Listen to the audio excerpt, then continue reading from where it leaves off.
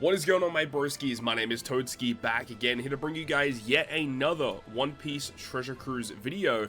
And in today's video, we have the 15.1 update. It is here. Unfortunately, the big thing that they wanted to kind of showcase with this update being, the OPTC run feature. We don't know when the hell this is going live yet. They haven't posted anything in the news about when this is going up. There's no button in the game to kind of access this at all. My assumption is when this event eventually goes live, there might be something on the home screen, or of course it will be in the underway events. But as of right now, OPTC run is not available, okay? So that's a little strange. I thought that they may have made it, available just so everyone could kind of trial it out. Unfortunately, that's not the case, so that is a bit of a shame. Anyways, when we logged in today for the 15.1 update, there are a couple of news things that we need to touch up on, and there's also some other things that we do need to talk about in regards to some of the data in the game, and there's a very, very interesting thing that we'll be talking about towards the end of this video. But the first thing is when the maintenance finished, they mentioned about just straight up buffs that they're giving to 3 characters, and all of them are regarding the actual characters that are required in order to activate super types, activate certain requirements for EX supers, rushes, etc. So they mentioned this quick Shanks. Now this quick Shanks has always had a bit of an issue in regards to actually being a good unit, mainly because his super typing effect to transform enemies into strength type, while it is a very good effect, it straight up just doesn't work against enemies that have full debuff immunity. So that obviously sucks, and also doesn't work against enemies that have super types, which in most cases are basically every super boss in the game. But what they've done here is that they've added more characters onto his super typing requirement. So, characters like Bonk Punch, Monster, Lime Juice, Hongo, Building Snake, and Howling Gab were not a part of his super type condition for some reason. It looks like they've also added it to the super tandem condition as well, which is a good thing because he is a one-tap super tandem, so you just need to attack with him and one other unit, and it will automatically activate, giving your quick characters a 2.5 times boost. Currently on my community tab and on Twitter, I'm doing the social media stuff where we're talking about, which characters are people's universally beloved, controversial units, mostly hated units. I think this might be up there with being one of those units that a lot of people hate, because a lot of people wanted Film Red Shanks to be extremely good, and this guy is just, even on release, like, he was okay in some certain instances because his super tandem is very, very good. If you're building mono quick teams, like, yeah, he can be kind of useful, but he's still not great. There's some things about him he needs some pretty big buffs on, so hopefully he gets like a 6+ in the future that makes him a lot better. As it stands right now, I don't think a lot of people are really going to go out of their way to use this guy. Okay, but that is not all. There is also an update to this guy right here for the super type, or not super type, but the New Year's Sabo, should I say. So New Year's Sabo added additional effects to his EX Super and also his Super Tandem Special, now allowing Ginny and Monkey D. Dragon to be activated with his abilities. Makes perfect sense, and it's kind of surprising that they have done this because they usually don't do this type of effect. So I'm glad that they did this for Sabo because they released Dragon out of nowhere. What this does mean though is that characters like Monkey D. Dragon, because he debuted alongside like Kuma and Ivankov, so it's actually a Dragon, Ivankov, and Kuma character. What this does mean though is it does potentially open the door for a solo Monkey D. Dragon in the future, which is a good thing, okay? And then finally, they decided to go ahead and add a buff for Whitebeard and Ace for his EX Super and his Rush, allowing you to use Crocodile, Boa Hancock, Ivankov, Inazuma, Buggy, Dazbones, and Mr. 3 Galdino. I guess it does kind of make sense in a way because these were all characters that were helpful to Whitebeard and Ace in Marineford. A little bit of a random one, definitely wouldn't have picked this to happen. I think the Sabo one makes the most sense, and then also the one for Shanks I think is a very random update as well. So either way, I like that they do this. They should definitely do this more often to add more usefulness to some characters that potentially don't see that much play. Next, they announced that for Buggys Birthday celebration, we're getting this event where basically you just clear a bunch of random quests, and you're going to be getting a bunch of limit break materials. That's basically it.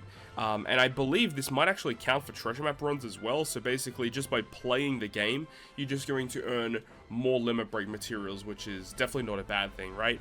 Nothing really too noteworthy here, but that's pretty cool that they're adding this ability just to get some free stuff.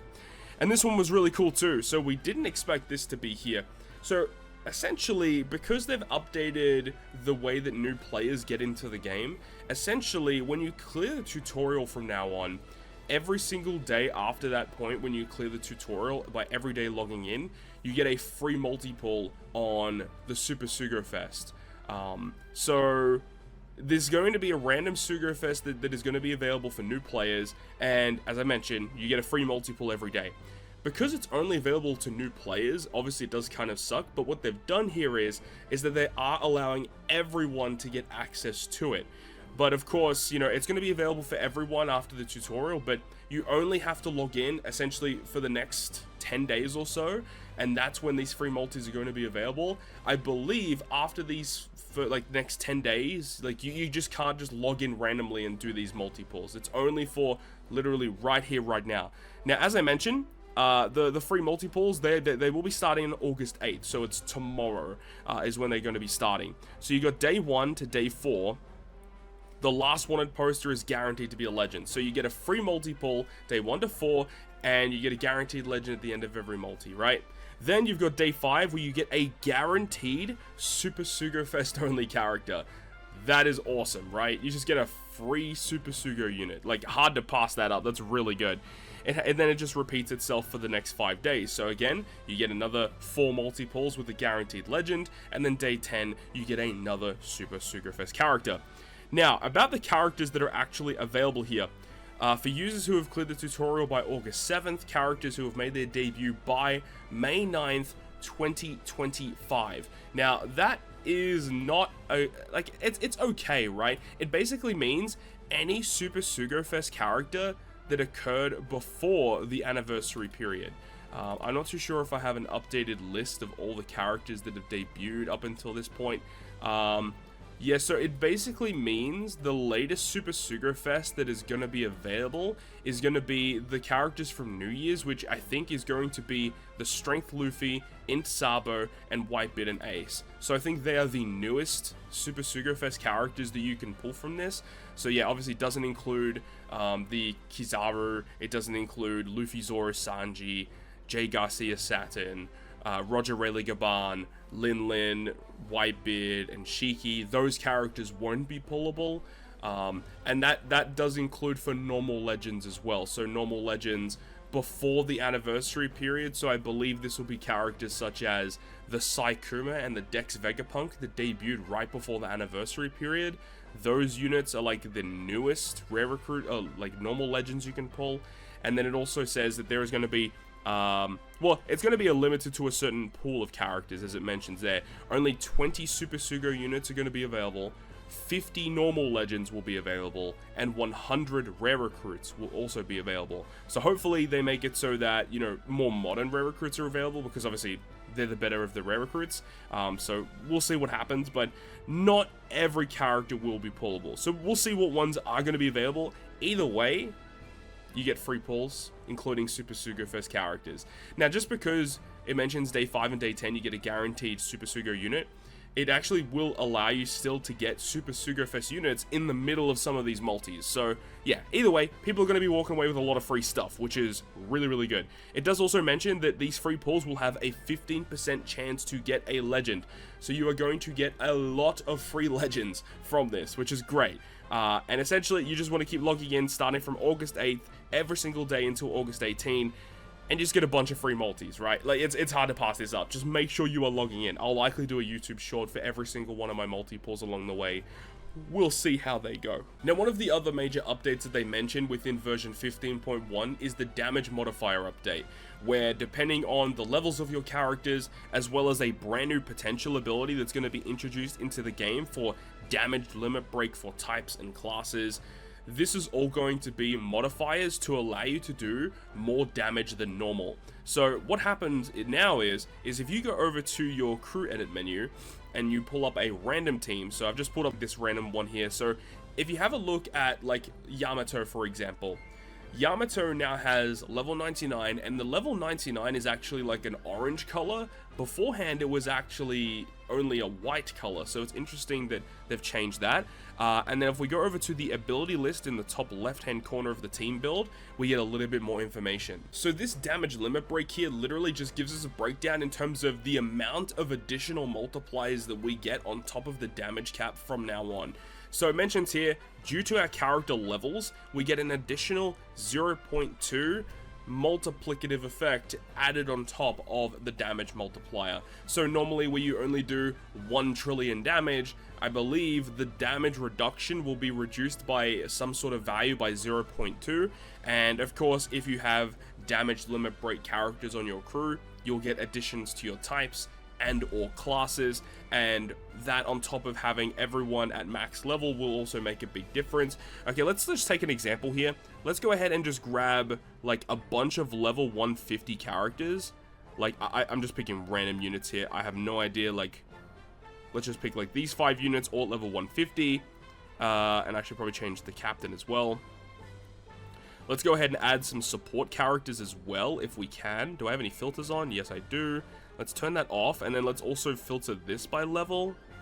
And then let's just add like a bunch of characters that are like really high level and see where this leads us. Okay, so I've added my full team here, and every single support on this team is also at level 150. So let's see the ability list now. So you can see that is the maximum you can possibly get just from your character levels. It's an addition of plus 1.0. So I don't know what this exactly means, like in terms of the damage cap and how much this is actually being reduced, but that looks to be the best that you can possibly get, which ultimately means that when you build a team these days for Super Boss Kizuna, you actually not only just want your characters to be as high level as possible, but you also want your supports to be as high level as possible, which is very interesting, because most of the time, like, I mean, literally all the time, support costs doesn't really matter that much. I guess if you're building J. Garcia Saturn teams in the future, or you know, Figureland Garling teams in the future, yes, that actually does make a difference. Well, specifically talking about cost, not really character levels, but this is very bizarre,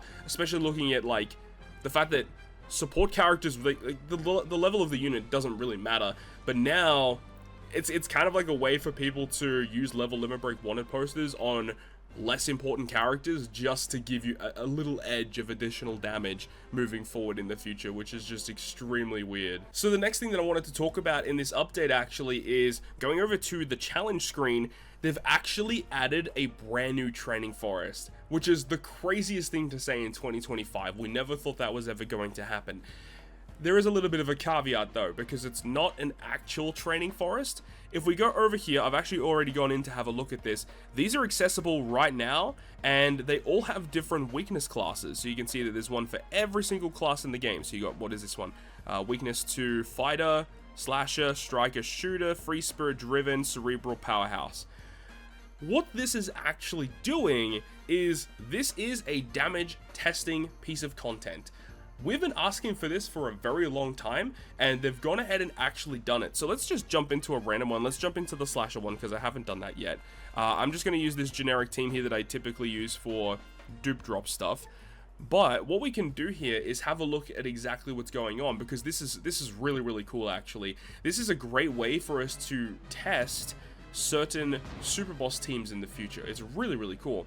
So you can see here that we have Buggy and we have a whole bunch of additional mob characters, all of which have different types. So you can actually go ahead and target one and do, if you're building like a full strength team, you can target the Dex guy and see how much damage you're actually doing. So let's go ahead and use the Viola special ability. So this allows us to actually check the statistics of all of these enemies here. So if we go over to Buggy, you can see, look at that HP value that he has. And it's not just Buggy. All of these mob characters have this value. That's crazy, right? They have this much HP. We've never seen an enemy with this much HP before. Essentially, there you go. You can just go ahead and do as much damage as you possibly can to these enemies, and because we picked the slasher weakness class content, all of these enemies have 2 times damage taken against slasher class enemies. So this is a great way to test to see how much damage you are capable of achieving, and especially with the new introduction of the damage cap modifiers, this is a great way to see how much damage you're actually doing with all of these additional modifiers in stow, to kind of just see how you're doing. Now you see that when we entered the content, all of our specials were maxed, even our super switches for our characters were completely maxed. So this is really cool, just getting everything ready to go at the start of the content to ensure that you can get everything to go. Now, even if you have to stall a turn here, let's say we wanted to stall 1 turn to activate some kind of additional ability, or it's one of those things where you have to hit a certain amount of perfects to get a better special, boom, there you go. They don't do anything after the next turn. They do affect your HP because you're obviously getting hit by the enemies, but you can just, if you need to wait a couple turns for something to activate, then you can still do that, which is actually really cool. It's a really great way for us to test damage in the future, and I think that we can do some really interesting videos with the damage testing training forest here now, which I think is really, really neat. Also, something you can see here is that at the bottom of the home screen there, it actually gives you an update in regards to when the new update is going to be up for those free multi-pulls. So hopefully we see more stuff like that in the future, just to give people hints about when certain events are going to be up. As you can see right there, the free 10+1 recruits starts in actually 3 hours from now, which is cool. So when the new day actually kicks in is when the free multi starts, so that's good to see. But other than that, guys, that's actually pretty much all the info that we have right now. I will be making a video literally right after this gets uploaded for this. We are getting a brand new treasure map Sugo Fest with a brand new Sabo, Koala, and Hack. These characters are not confirmed to be the One Piece Day celebration, so it looks like there will be an additional banner that will debut for One Piece Day. This doesn't look to be One Piece Day related, so keep that in mind. But anyways, that is going to wrap it up for me for this video. Thank you so much for watching. Hopefully you enjoyed it. If you did, make sure to go ahead and leave a like, and if you want to stay up to date with all the content I post, including more One Piece Treasure Cruise content, make sure to hit the subscribe button down below. On that, guys, I'll see you guys within the next video.